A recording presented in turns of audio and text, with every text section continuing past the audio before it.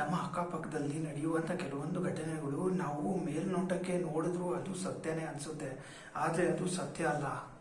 ಅದಕ್ಕೆ best example ಏನು ಗೊತ್ತಾ? ಸಾಮಾನ್ಯವಾಗಿ ನಾವು ಫ್ರೆಂಡ್ ಜೊತೆಗೆ ಊಟಕ್ಕೆ ಹೋದಾಗ ಫ್ರೆಂಡ್ಸ್ಗಳು ನಾನು ಬಿಲ್ ಕಟ್ತೀನಿ ಅಂತ ನೇರವಾಗಿ ಹೇಳ್ತಾರೆ. ಆದರೆ ಅವರ ಮನಸ್ಸಲ್ಲಿ ಇವತ್ತು ಅದೇನೇ ಆಗಲಿ ನಾನು ಮಾತ್ರ ಬಿಲ್ ಕಟ್ಟೋದಿಲ್ಲ, ಈತನೇ ಕಟ್ಟಿದರೆ ತುಂಬ ಚೆನ್ನಾಗಿರುತ್ತೆ ಅಂತ ಹೇಳ್ತಾರೆ. ಅದನ್ನು ನೋಡಿದ್ಮೇಲೆ ನಮಗೂ ಕೂಡ ಶಾಕ್ ಆಗಬೇಕು. ಅಂದರೆ ಎಲ್ಲರಿಗೂ ಗೊತ್ತಿರುತ್ತೆ, ಆದರೂ ಕೂಡ ಅವರು ಕಿತ್ತಾಡ್ತಾ ಇರ್ತಾರೆ, ಬಿಲ್ ನಾನು ಕಟ್ತೀನಿ ಅಂತೇಳಿ. ಕೊನೆಗೆ ಯಾರು ತಗ್ಲಾಕೊಂತಾರೋ ಅವರು ಜೀವನ ಪೂರ್ತಿ ಬೈತಾರೆ. ಅಲ್ಲ ಗುರುವೆ, ಬಿಲ್ ಕಟ್ತೀನಿ ಅಂತ ಸುಳ್ಳು ಹೇಳ್ದ, ಬಿಲ್ ಕಟ್ಟೋದಕ್ಕೆ ಮನಸ್ಸಿಲ್ಲ ಅಂದಮೇಲೆ ಯಾಕೆ ಇಷ್ಟೊಂದು ಜಗಳ ಮಾಡಬೇಕು ಅಂತ ಇಬ್ಬರು ಬೈಕೊಂತಾರೆ. ಟ್ರಾಫಿಕ್ ಜಾಮ್ನಲ್ಲಿ ಎಲ್ಲರೂ ಗಾಡಿಗಳನ್ನು ಅಕ್ಕಪಕ್ಕ ನಿಲ್ಲಿಸ್ಬಿಟ್ಟು ಸೈಲೆಂಟ್ ಆಗಿರ್ತೀವಿ. ಯಾಕೆ ಅಂದರೆ ರೆಡ್ ಸಿಗ್ನಲ್ ಬಿದ್ದಿರುತ್ತೆ. ಆ ರೆಡ್ ಸಿಗ್ನಲ್ ಬಿದ್ದಿರುತ್ತೆ ಅಂತ ಪ್ರತಿಯೊಬ್ಬರಿಗೂ ಗೊತ್ತಿರುತ್ತೆ. ಆದರೆ ಕೆಲವರು ಬೇಕು ಅಂತ ಹಾರ್ನ್ ಹೊಡಿತಾರೆ.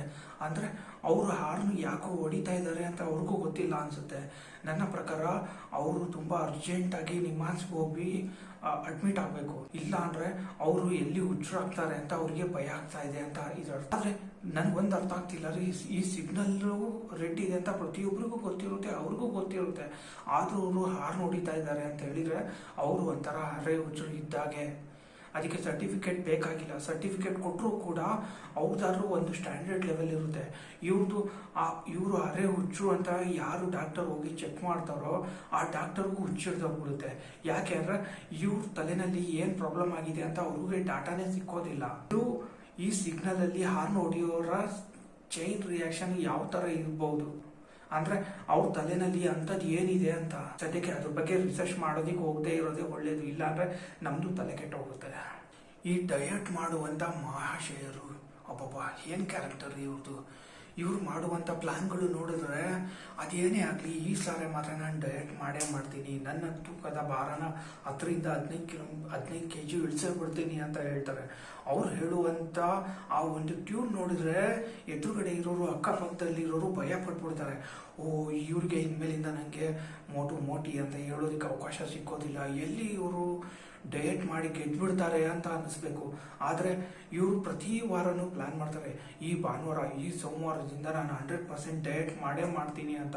ಆದರೆ ಅದೇ ಸೋಮವಾರ ಹೋಗಿ ಮನೆ ಹತ್ರ ಯಾವುದೋ ಒಂದು ಹೊಸ ರೆಸ್ಟೋರೆಂಟ್ ಓಪನ್ ಆಗಿದೆ ಅಂತ ಹೇಳಿ ಹೋಗ್ಬಿಟ್ಟು ಅಲ್ಲಿ ಇರೋದು ಇಲ್ಲದೆ ಇರುವಂಥ ಹೊಸ ಡಿಶ್ಗಳನ್ನು ಹೇಳಿ ಮಾಡಿಸ್ಕೊಂಡ್ಬಿಟ್ಟು ತಿಂದು ಬಂದು ಅದೇ ದಿನ ಡ್ರರ್ ಅಂತೇಳಿ ನಿದ್ದೆ ಮಾಡಿ ಗೊರಕೆ ಹೊಡಿತಾ ಇರ್ತಾರೆ ಮನೆಯಲ್ಲಿ.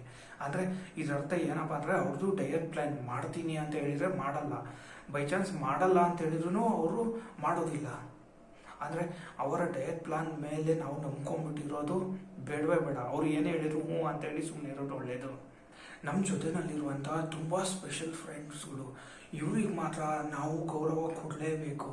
ಏನು ಗೊತ್ತಾ, ಇವ್ರು ಮಾಡುವಂಥ ಪುಣ್ಯದ ಕೆಲಸ ಏನಪ್ಪ ಅಂದರೆ ನಾವು ಫೋನ್ ಮಾಡಿಬಿಟ್ಟು ಕೇಳ್ತೀವಿ, ಮಗ ಯಾವಾಗ ಬರ್ತೀಯಾ ಅಂತೇಳಿ. ಅಂದರೆ ಮನೆಗೆ ಯಾವಾಗ ಬರ್ತೀಯಾ ಅಂತ ಕೇಳಿದರೆ ಇಲ್ಲ ಇನ್ನೇನು 5 ನಿಮಿಷದಲ್ಲಿ ಮನೆಗೆ ಬಂದ್ಬಿಡ್ತೀನಿ, ಕಣ್ಮುಚ್ಚಿ ತೆಗೋದ್ರೊಳಗಡೆ ಬರ್ತೀನಿ ಅಂತ ಹೇಳ್ತಾರೆ. ಆದರೆ ಅವ್ರು ಮನೆಗೆ ಬರೋದಿಲ್ಲ. ಅಂದರೆ ಇದರ ಅರ್ಥ ಏನಪ್ಪ ಅಂದರೆ ಅವರು ನಾವು ಫೋನ್ ಮಾಡಿ ಕೇಳಿದಾಗ ಅವ್ರು ಹೇಳುವಂಥ ಆ ಒಂದು ಕಾನ್ಫಿಡೆನ್ಸ್ ನೋಡಿದ್ರೆ ಇವ್ರು ಬರೋದ್ರೊಳಗಡೆ ನಾವು ರೆಡಿ ಆಗೋದು ಲೇಟ್ ಆಗಿಬಿಟ್ರೆ ಮತ್ತೆ ಇವ್ರು ಕೋಪ ಮಾಡ್ಕೊಂಡ್ಬಿಡ್ತಾರಲ್ಲ ಅಂತೇಳಿ ನಾವು ಪೂರ್ತಿ ರೆಡಿಯಾಗಿ ಬೆಳಗ್ಗೆಯಿಂದ ಸಾಯಂಕಾಲದವರೆಗೂ ಕಾದರೂ ಇವ್ರು ಮನೆಗೆ ಬರೋದಿಲ್ಲ. ಫೋನ್ ಮಾಡಿದಾಗ ಹಂಗೆ ಹೇಳ್ತಾರೆ. ಇವ್ರು ಹೇಳುವಂಥ ಆ ಒಂದು ಪದಗಳನ್ನು ಕೇಳಿದ್ರೆ ನಾವು ಎಂಥ ಪೇಷಂಟ್ಗಳ ಥರ ಆಗಿದ್ರು ಎದ್ದು ನಿಂತ್ಬಿಡ್ತೀವಿ. ಏನು ಎನರ್ಜಿನಲ್ಲಿ ರಿಯಾಕ್ಷನ್ ಕೊಡ್ತಾನೆ ಗುರು, ಏನು ಆ್ಯಕ್ಟಿವ್ ಫ್ರೆಂಡು ಅಂತ. ನಾವು ಒಟ್ಟಿನಲ್ಲಿ ಇವರು ಮನೆಗೆ ಬರೋದಿಲ್ಲ ಅಂತ ಆಯಿತು. ಈ ಜನ್ಮ ನಾವು ಇನ್ನು ಮುಂದಿನ ಜನ್ಮ ಹುಟ್ಟಿ ಬಂದು ಕೇಳಿದ್ರು ಅವ್ರು ಮತ್ತೆ ಮನೆಗೆ ಬರೋದಿಲ್ಲ. ಅಂದರೆ ಫೋನಲ್ಲಿ ಕಾರಣ ಇಲ್ಲದೆ ಹಾಗೆ ಸುಮ್ಮನೆ ಹೇಳ್ತಾರೆ, ಈಗ 5 ನಿಮಿಷ ಬಂದ್ಬಿಡ್ತೀನಿ ಅಂತ ಹೇಳ್ತಾರೆ. ಅಲ್ಲ ರೀ, TV-ನಲ್ಲಿ IPL ಮ್ಯಾಚ್ ನೋಡ್ತಾ ಇರ್ತೀವಿ, ಮ್ಯಾಚ್ನಲ್ಲಿ ಒಳ್ಳೆ ಕಾಮೆಂಟ್ರಿ ಬರ್ತಾ ಇರುತ್ತೆ, ಅವರು ರನ್ ಹೊಡಿಯೋರು ಕೂಡ ಹೊಡಿತಾರೆ. ಆದರೆ ಕೆಲವರು ಅಕ್ಕಪಕ್ಕದಲ್ಲಿರೋರು ಕಾಮೆಂಟ್ರಿ ಹೇಳೋದಕ್ಕೆ ಸ್ಟಾರ್ಟ್ ಮಾಡಿಬಿಡ್ತಾರೆ. ಅಂದರೆ ಯಾರು ಬ್ಯಾಟ್ಸ್ಮನ್ಗಳು ಬ್ಯಾಟಿಂಗ್ ಆಡ್ತಾರೋ ಅವ್ರಿಗೆ ಒಳ್ಳೆ ಕ್ಯಾಲ್ಕುಲೇಷನ್ ಕೊಡ್ತಾರೆ. ಈ ಕಡೆ ಹೊಡಿಯೋ ಬದಲೇ ಈ ಕಡೆ ಹೊಡೆದಿದ್ರೆ ಚೆನ್ನಾಗಿರ್ತಾ ಇತ್ತು, 4 ಹೊಡಿಯೋ ಬಾಲನ್ನ ಡಕ್ಔಟ್ ಆಗಿ ಔಟ್ ಆಗ್ಬಿಟ್ಟ ಅಂತೇಳಿ ಇವರು ತುಂಬ ಸ್ಟ್ರಾಂಗ್ ಆಗಿ ಕಾಮೆಂಟ್ರಿ ಹೇಳೋದಕ್ಕೆ ಸ್ಟಾರ್ಟ್ ಮಾಡಿಬಿಡ್ತಾರೆ. ಅಂದರೆ ನಾವು ಮ್ಯಾಚ್ ನೋಡ್ತಾ ಇದ್ರೆ ನಮಗೆ ಮ್ಯಾಚ್ ಮೇಲೆ ನೋಡೋದಕ್ಕೆ ಇಂಟ್ರೆಸ್ಟ್ ಹೋಗ್ಬಿಡ್ಬೇಕು.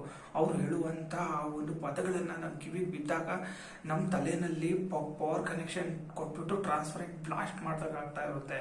ಅಂದರೆ ನಾವು ಅವ್ರಿಗೆ ನೇರವಾಗಿ ಹೇಳುವಾಗೂ ಕೂಡ ಇಲ್ಲ, ನೋಡುಗರು ನಾವು ಇವಾಗ ಮ್ಯಾಚ್ ನೋಡ್ತಾ ಇದ್ದೀವಿ, ಮ್ಯಾಚ್ ನೋಡುವಾಗ ಈ ಥರ ಹೇಳಬೇಡ, ಹೇಳಿದರೆ ಮ್ಯಾಚ್ ಮೇಲೆ ಇಂಟ್ರೆಸ್ಟ್ ಹೋಗುತ್ತೆ ಅಂತ ಕೂರಿಸ್ಕೊಂಡು ಹೇಳೋ ಆಗೂ ಇಲ್ಲ. ಅಂದರೆ ಇದರ ಅರ್ಥ ಏನಪ್ಪ ಅಂದರೆ ಅವರು ಹೇಳ್ತಾ ಇದ್ದಾರೆ, ಅವರು ಹೇಳೋದನ್ನು ಕೇಳೋದು ಬಿಟ್ಟು ನಮ್ಮರ ಬೇರೆ ದಾರಿ ಇಲ್ಲ. ಇನ್ನು ಮ್ಯಾಚ್ನ ಬಂದ್ ಮಾಡಿಬಿಟ್ಟು ಮೊಬೈಲ್ನಲ್ಲಿ ನೋಡೋದೇ ಬೆಸ್ಟ್ ಅನಿಸುತ್ತೆ. ನಾವು ಮ್ಯಾಚ್ ನೋಡೋದು ಕೂಡ ಒಂಥರ ಕ್ರೈಮ್ ಮಾಡ್ದಂಗೆ ಆಗ್ಬಿಡುತ್ತೆ. ಈ ಮ್ಯಾಚ್ ಅವ್ರ ಜೊತೆಗೆ ಮ್ಯಾಚ್ ನೋಡೋದು ಸಾವಾಸನೆ ಬೇಡ ಅಂತೇಳಿ ಸೈಲೆಂಟ್ ಆಗಿರೋದೇ ಒಳ್ಳೇದು. ಇದು ಬಿಟ್ಟರೆ ಬೇರೆ ಸೊಲ್ಯೂಷನ್ ಇಲ್ಲ. ಇಲ್ಲ ಅಂದರೆ ಅವ್ರ ಜೊತೆನಲ್ಲಿ ಕೂತ್ಬಿಟ್ಟು ಮ್ಯಾಚ್ ನೋಡಿದ್ರೆ ಹುಚ್ಚಿಡಿಯೋದು ಗ್ಯಾರಂಟಿ, ಅವ್ರಿಗಲ್ಲ ನಮಗೆ. ನನಗೊಂದು ಅರ್ಥ ಆಗ್ತಿಲ್ಲ ರೀ, ಈ ಒಂದು ತುಂಬ ಸ್ಪೆಷಲ್ ಕ್ಯಾರೆಕ್ಟರ್ ಜನರು. ಇವರೇನು ಅಂದರೆ ತರಕಾರಿ ಕೊಂಡ್ಕೊಂಡ್ಬಿಟ್ಟು ಬರುವಾಗ ಅಲ್ಲಿ ಸಿಕ್ಕಾಪಟ್ಟೆ ಚೌಕಾಸಿ ಮಾಡ್ತಾರೆ. ಅವ್ರ ಜೊತೆಗೆ ಮಹಾಯುದ್ಧನೇ ಮಾಡಿ ಜಗಳ ಮಾಡಿ ಒಳ್ಳೆ ಡಿಸ್ಕೌಂಟಲ್ಲಿ ತರಕಾರಿ ತೊಗೊಂಬಂದ್ಬಿಟ್ಟು ಮನೆಗೆ ಹೋಗುವಾಗ ಅಬ್ಬಾ ಇವತ್ತು ಶಾಪಿಂಗ್ ಮಾಡಿ ಸಿಕ್ಕಾಪಟ್ಟೆ ಹಣ ಉಳಿಸ್ಬಿಟ್ಟೆ, ಈಗ ಸ್ವಲ್ಪ ಆರಾಮಾಗಿ ಹೋಗೋಣ ಅಂತ ಹೇಳಿ ಏನು ಮಾಡ್ತಾರೆ, ಸೀದಾ ಕಾಫಿ ಡೇಗೆ ಹೋಗ್ತಾರೆ, 1000 ರೂಪಾಯಿ ಖರ್ಚು ಮಾಡ್ತಾರೆ, ಆಮೇಲೆ ಮನೆಗೆ ಹೋಗ್ತಾರೆ. ಅಬ್ಬಾ ಇವತ್ತಂತೂ ನಾನು ತುಂಬ ದೊಡ್ಡ ಸಾಧನೆ ಮಾಡಿಬಿಟ್ಟೆ, ಆ ತರಕಾರಿ ಮಾರೋರು ಏನು ಮೋಸ ಮಾಡ್ತಾರೆ ಗುರು ಅಂತ ಹೇಳಿ ಅವರು ಬೇರೆಯವ್ರ ಜೊತೆಗೆ ಗಾಸಿಪ್ ಮಾಡ್ಕೊಂಬಿಟ್ಟು ಸೀದಾ ಮನೆಗೆ ಹೋಗ್ತಾರೆ. ಕೆಲವೊಂದು ಸಾರಿ ನಾವು ಅಡ್ರೆಸ್ ಹುಡ್ಕೋದಕ್ಕೆ ಹೋದಾಗ ದಾರಿನಲ್ಲಿ ಸಿಕ್ಕೋರ್ಗೆ ನಾವು ಕೇಳಿದಾಗ ಈ ಲೊಕೇಶನ್ ಎಲ್ಲಿ ಬರುತ್ತಾರೆ ಅಂತ ಕೇಳಿದಾಗ ಅವರು ಹೇಳ್ತಾರೆ, ಇಲ್ಲೇ ಸ್ವಲ್ಪ ಮುಂದೆ ಹೋಗಿ ಎಡಕ್ಕೆ ತಿರುಗಿ ಅಂತ ಹೇಳ್ತಾರೆ. ಇದರ ಅರ್ಥ ಏನು ಹೇಳಿ, ಅದು 5 ಕಿಲೋಮೀಟ್ರ್ ಬೇಕಾದ್ರೂ ಆಗಿರ್ಬೋದು, 10 ಕಿಲೋಮೀಟ್ರ್ ಬೇಕಾದ್ರೂ ಆಗಿರ್ಬೋದು. ಆದರೆ ಅವರು ನೇರವಾಗಿ ಬಾಯಿ ಬಿಟ್ಟು ನಮಗಿದು ಗೊತ್ತಿಲ್ಲ ಅಂತ ಮಾತ್ರ ಹೇಳೋದಿಲ್ಲ. ಅಂದರೆ ಇಲ್ಲದೆ ಇರೋ ಲೊಕೇಶನ್ನು, ಲ್ಯಾಂಡ್ಮಾರ್ಕು ಎಲ್ಲ ಹೇಳ್ತಾರೆ. ಆದರೆ ಅವ್ರು ಹೇಳುವಂಥ ಆ ಒಂದು ಮಾತುಗಳಲ್ಲಿ ಕ್ಲಾರಿಟಿ ಸ್ವಲ್ಪನೂ ಇರೋದಿಲ್ಲ. ಅಂದರೆ ಇದರ ಅರ್ಥ ಏನಪ್ಪ ಅಂದರೆ ಅವರಿಗೆ ತಲೆ ಕೆಟ್ಟೋಗಿರುತ್ತೆ. ಅಂದರೆ ಅವ್ರ ಲೈಫ್ನಲ್ಲಿ ಇಲ್ಲದೆ ಇರುವಂಥ ಪ್ರಾಬ್ಲಮ್ಮು, ಫ್ರಸ್ಟ್ರೇಷನ್ ಎಲ್ಲ ತೊಗೊಂಡ್ಬಿಟ್ಟು ಒಂದು ಹುಳ ಮಾಡಿ ನಮ್ಮ ತಲೆನಲ್ಲಿ ಬಿಟ್ಟು ನಾವು ಆ ಏರಿಯಾ ಎಲ್ಲ ರೌಂಡ್ ಮಾಡಿ ತಿರುಗಿದ್ರು ಕೂಡ ಅವ್ರು ನಮಗೆ ಐಡಿಯಾ ಕೊಟ್ಟಿರುವಂಥ ಒಂದು ಲೊಕೇಶನ್ ಸಿಕ್ಕೋದಿಲ್ಲ. ಇದರ ಅರ್ಥ ಏನಪ್ಪ ಅಂದರೆ ಅಡ್ರೆಸ್ ಕೇಳುವಾಗ ನಾವು ಯಾರಿಗೆ ಕೇಳ್ತಾ ಇದ್ದೀವಿ ಅಂತೇಳಿ ಸ್ವಲ್ಪ ಹುಷಾರಾಗಿ ಕೇಳಬೇಕು. ಇಲ್ಲ ಅಂದರೆ ಅವತ್ತಿನ ದಿನದ ಅರ್ಧ ದಿನ ನಮ್ಮ ಟೈಮ್ ವೇಸ್ಟ್. ಬಸ್ನಲ್ಲಿ ನಾವು ಟ್ರಾವೆಲ್ ಮಾಡುವಾಗ ತುಂಬ ಜನರು ನೀವು ನೋಡಿರ್ಬೋದು ಫೋನಲ್ಲಿ ಮಾತಾಡ್ತಾರೆ. ಅವ್ರ ಲೈಫ್ನಲ್ಲಿ ಇಲ್ಲದೆ ಇರುವಂಥ ಪ್ರಾಬ್ಲಮ್ಗಳನ್ನು ಹುಟ್ಟಿಸ್ಕೊಂಡು ಜೋರಾಗಿ ಹೇಳಿ ಬಸ್ನಲ್ಲಿರುವಂಥ ಪ್ರತಿಯೊಬ್ಬರಿಗೂ ಕೇಳಿಸ್ಬೇಕು. ಅಂದರೆ ಅವ್ರು ಹೇಳುವಂಥ ಸ್ಟೋರಿಗಳು ಎಷ್ಟು ಕೆಟ್ಟದಾಗಿರುತ್ತೆ ಅಂದರೆ ಕೇಳೋರಿಗೆ ತಲೆ ಕೆಟ್ಟೋಗ್ಬಿಡುತ್ತೆ. ಏನಪ್ಪ ಇದು ಬಸ್ನಲ್ಲಿ ಇವರು ಇಷ್ಟೊಂದು ಜೋರಾಗಿ ಮಾತಾಡ್ತಾರೆ ಅಂತೇಳಿ.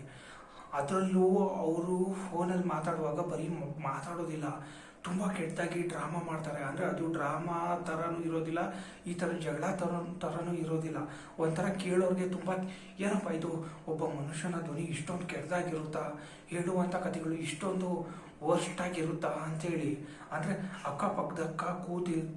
ಪಕ್ಕದಲ್ಲಿ ಕೂತಿರೋರು ಒಂಥರ ಅವ್ರ ಲೈಫ್ನಲ್ಲಿ ಒಳ್ಳೆ ಮಹಾಯುದ್ಧ ನಡೀತಾ ಇದೆ ಅನ್ನೋ ಥರ ಫೀಲ್ ಮಾಡಬೇಕು.